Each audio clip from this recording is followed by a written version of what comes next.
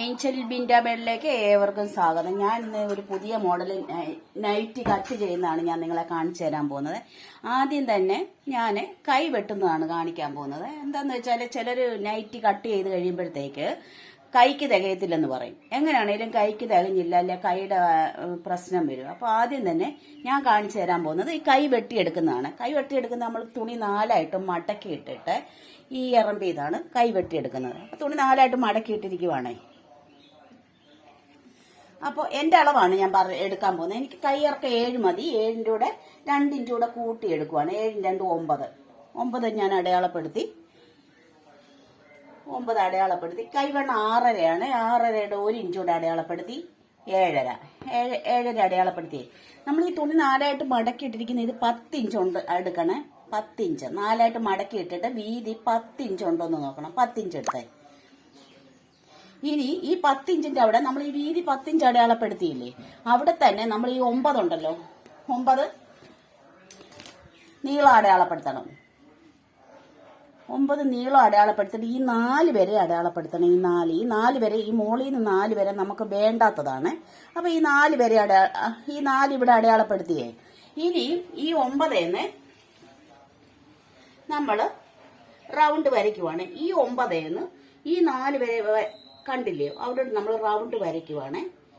Round വരച്ചു കൈയുടെ ആകൃതി വരച്ചിട്ട് നമ്മൾ ഇനി വണ്ണം ഈ 4 അടയാളപ്പെടുത്തിയില്ലേ, ഈ 4 നമ്മൾ 7.5 അടയാളപ്പെടുത്തിയില്ലേ കൈവണ്ണത്തിൽ, അവിടോട്ട് ചെരിച്ച് വരച്ചിട്ട് ഈ കൈ ഞാൻ ആദ്യം ഇനി വെട്ടിയെടുക്കാൻ പോവാണ്.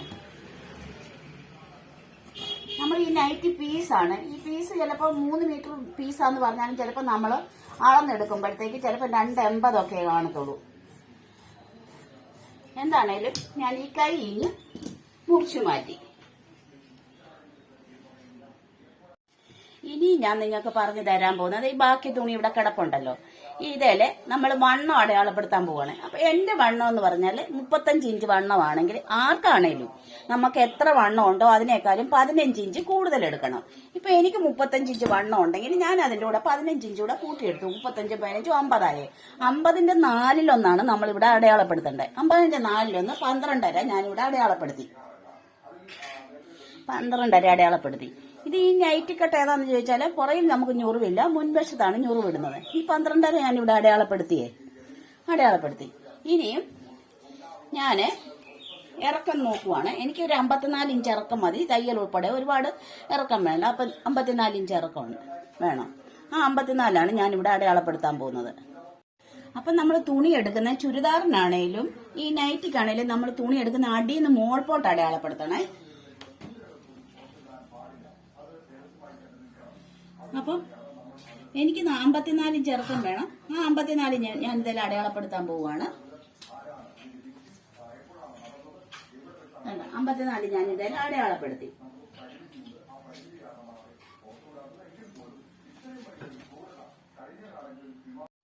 ഇനി ഞാനിത് അടയാളപ്പെടുത്താൻ പോകുന്നത് പുറയിലത്തെ ഷോൾഡറിന്റെ അകലമാണ്. അല്ല, ഷോൾഡറിന്റെ പോട്ടെ, കഴുത്തിന്റെ അകലമാണ്. കഴുത്തിന്റെ അകലം ഞാൻ 3 ഇഞ്ചാണ് അടയാളപ്പെടുത്തിയിരിക്കുന്നത്. പുറം കഴുത്തിന്റെ ഇറക്കം അടയാളപ്പെടുത്തിയിരിക്കുന്നത് 3 ഇഞ്ച്. കഴുത്തിന്റെ അകലമാണ്. മുന്നിലും പുറയിലും 3 ഇഞ്ച് മതി. ഇത് അകലം അടയാളപ്പെടുത്തി 3 ഇഞ്ച്. പുറയിലത്തെ കഴുത്ത് ഞാൻ അടയാളപ്പെടുത്തിയത് 3 ഇഞ്ച്. കഴുത്തിന്റെ ഇറക്കം, പുറത്തെ കഴുത്തിന്റെ ഇറക്കം അടയാളപ്പെടുത്തിയ 3 ഇഞ്ച്. ഇനി ഷോൾഡർ ഞാൻ അടയാളപ്പെടുത്താൻ പോകുന്നത് 4.5 ഇഞ്ചാണ്. 4.5 ഇഞ്ച് അടയാളപ്പെടുത്തി. കൈക്കുഴി ഞാൻ 7 ഇഞ്ചും അടയാളപ്പെടുത്തുവാണ്. 6.5 അടയാളപ്പെടുത്തും. എനിക്ക് 6.5, ഇച്ചിരി വണ്ണം ഉള്ളവർക്ക് അതിലും കൂടുതൽ മതി. 6.5 അടയാളപ്പെടുത്തിയിട്ട് ഈ സൈഡിൽ വരുമ്പോഴേ ഈ താഴെ മൂല വരുമ്പോൾ ഒരു 1/2 ഇഞ്ച് ചെരിച്ചിറക്കിയേക്കണം. അങ്ങനെയാണ് ഞാൻ വെട്ടുന്നത്. എല്ലാ തുണിക്കും ഞാൻ അങ്ങനെ തന്നെയാണ് വെട്ടുന്നത്. ഇനി ഞാൻ പറഞ്ഞു തരാൻ പോകുന്നത് നമ്മുടെ വണ്ണമാണ്. വണ്ണം ഞാൻ പറഞ്ഞല്ലോ, എത്ര ഇഞ്ച് വണ്ണം ഉണ്ടോ അതിനേക്കാളും 15 ഇഞ്ച് കൂട്ടണം. ഇപ്പൊ എനിക്ക് 35 ഇഞ്ച് വണ്ണമാണെങ്കിൽ ഞാൻ അതിൻ്റെ കൂടെ 15 കൂടെ കൂട്ടി 50 ആക്കി. 50ന്റെ 4-1 12.5 ഞാനിവിടെ അടയാളപ്പെടുത്തിയെന്ന് പറഞ്ഞല്ലോ. ഈ തുണി സെപ്പറേറ്റ് ആയിട്ട് ഇടണം കേട്ടോ. ഇങ്ങനെ ഇത് നമ്മുടെ മുൻവശത്തെ പീസായിട്ട് വരും. ഇതിപ്പോ പുറകിലത്തെ പീസെല്ലാണ് ഞാൻ ഈ അടയാളപ്പെടുത്തുന്നത്. ഇനി നമ്മള് 12.5 ഇവിടെ അടയാളപ്പെടുത്തിയെങ്കിൽ 14 ഇഞ്ച് താഴ്ചയില്, ഇവിടുന്ന് മുകളിൽ നിന്ന് താഴോട്ട് 14 ഇഞ്ച് താഴ്ചയില് ഇവിടെ 12.5 എടുത്തെങ്കിൽ ഇവിടെ 11.5 എടുത്താൽ മതി വണ്ണം. ഇടയൊന്ന് ഒതുക്കാൻ വേണ്ടിയിട്ടാണ് 11.5 അടയാളപ്പെടുത്തിയേ. ഇനിയും ഈ 14 ഇഞ്ച് ഇറക്കത്തിൽ അടയാളപ്പെടുത്തിയേ. ഇനി അവിടുന്ന് താഴോട്ട് ഇങ്ങനെ ചെരിച്ച് വരച്ച് ഈ സൈഡിലോട്ട് ഇനി പോരട്ടെ. അതായത് ഇതിന് പ്രത്യേകിച്ച് അളവൊന്നുമില്ല. ഈ ലൂസ് കിട്ടുന്നിടത്തോളം ഇനി നമുക്ക് ഈ ഇറപ്പ് വരുമ്പോഴത്തേക്ക് അതായത് ഒരു 27-28 ആകുമ്പോഴത്തേക്ക് ഇനി സൈഡ് എത്തുവേ. ഈ സൈഡിലോട്ട് ഇനി പോരണം. ഇവിടെ നിന്ന് ഈ 14 കഴിഞ്ഞതിന് ശേഷം 14 ഇഞ്ച് ഇറക്കം കഴിഞ്ഞതിന് ശേഷം നമ്മൾ ഇനി ചേരിച്ചു വരച്ചു. അതൊന്നും ഒരു മനുഷ്യന്റെ ബുദ്ധിയാണ്. അതിന് ഞാൻ പ്രത്യേകിച്ച് അളവൊന്നും ഞാൻ പറഞ്ഞു തരുന്നില്ല. തേച്ചങ്ങ് താഴോട്ട് പോയി നമുക്ക് എന്നിട്ട് ഈ മുൻവശത്തെ പീസ് അല്ലെ ഈ പുറയിലത്തെ പീസ് ഇനി വെട്ടിയെടുക്കാം. പുറയിലത്തെ കഴുത്താണ് ആദ്യം വെട്ടുന്നത്. ഷോൾഡർ വെട്ടുവാണ്, കൈക്കുഴി വെട്ടുവാണ്, പിന്നെ സൈഡ് വെട്ടുവാണ്. സൈഡ് വെട്ടി ഇനി നമ്മളിങ്ങനെ ഇറക്കി ഈ പീസിനെ എടുത്ത് മാറ്റുവാണ്.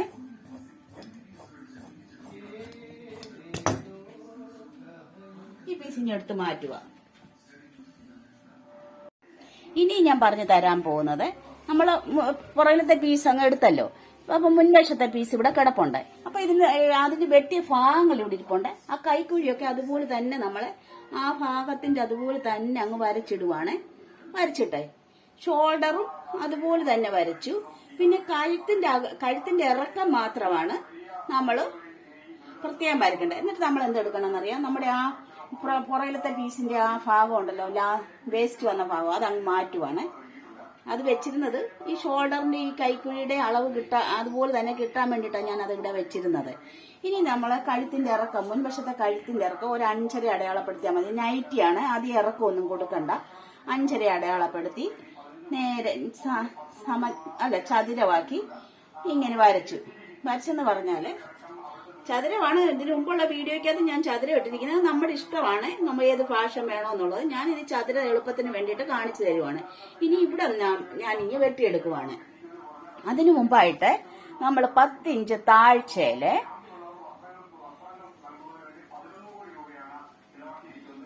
10 ഇഞ്ച് താഴ്ചയില് അടയാളപ്പെടുത്തിയിട്ട് അവിടുന്ന് നമ്മുടെ കൈക്കുഴി വരെ നമ്മൾ വരയ്ക്കുവാണ്. വരച്ചിട്ട് അതങ്ങ് താഴോട്ട് ഇറക്കിക്കും. അപ്പൊ തന്നെ ഇവിടെ ബാലൻസ് കിടപ്പുണ്ട്, അത് കളയരുത്. കൈക്കുഴി വരെ നമ്മളിത് വരയ്ക്കുവാണ്. കൈക്കുഴി വരെ വരച്ചിട്ട് നമ്മൾ ഈ ഭാഗം ഇനി വെട്ടിയെടുക്കുവാണ്. ഇവിടെ ഇനി വെട്ടുവാണ്. നമ്മുടെ മുൻവശമാണ്.